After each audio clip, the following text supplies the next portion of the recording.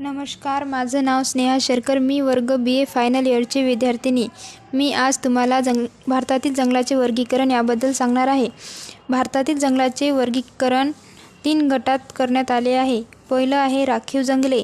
राखीव जंगले सरकारच्या मालकीचे असून या जंगलावर पूर्णपणे सरकारचे नियंत्रण असते.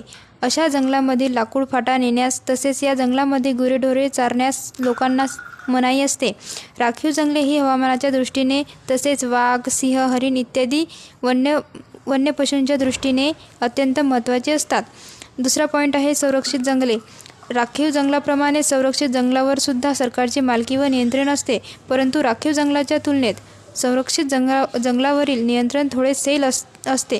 अशा जंगलातील वनस्पती लोकांना विकत मिळू शकते. उदाहरणार्थ इमारती, लाकूड, बांबू इत्यादी. भारतातील संरक्षित जंगले सुमारे 2.39 कोटी